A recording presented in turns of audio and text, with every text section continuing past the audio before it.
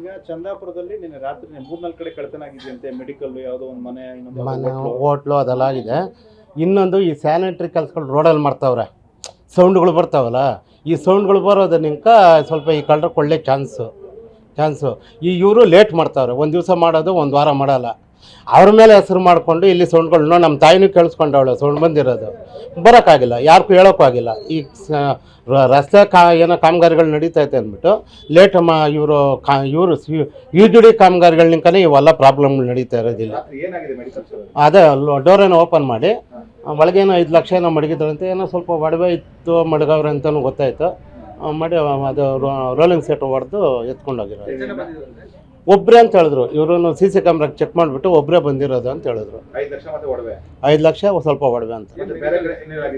ಬೇರೆ ಕಡೆ ಅದು ಎಷ್ಟು ಏನೇನಾಗೈತೆ ಗೊತ್ತಿಲ್ಲ, ಆದರೆ ಪೊಲೀಸರು ಹೇಳಿದ್ದು ಇದು ಬೇರೆ ಕಡೆ ಎಲ್ಲ ಆಗೈತೆ, ಒಬ್ಬನೇ ಮಾಡಿರೋದು, ಬೇರೆ ಯಾರು ಜೊತೆಯಲ್ಲಿಲ್ಲ, ಒಬ್ಬನೇ ಇದ್ದಿದ್ದು ಅಂತ ಹೇಳಿದ್ದು.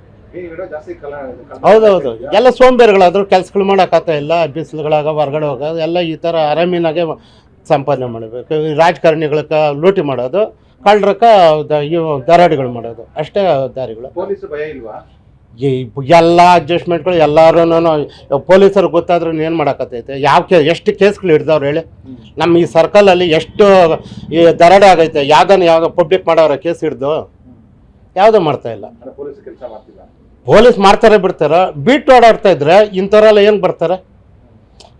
ಊರುಗಳ ಜಾಗ, ಅಂಗಡಿಗಳು, ಕಮರ್ಷಿಯಲ್ ಇರೋ ಜಾಗ ಯಾಕೆ ಬೀಟ್ ಓಡಾಡಬಾರ್ದು ಪೊಲೀಸರು? ಬೀಟ್ ಮಾಡ್ತಾರಲ್ಲ ಗೊತ್ತಿಲ್ಲ, ಮಾಡಿದ್ದಿದ್ರೆ ಈ ಥರ ಆಗಲ್ಲ ಅಷ್ಟೇ.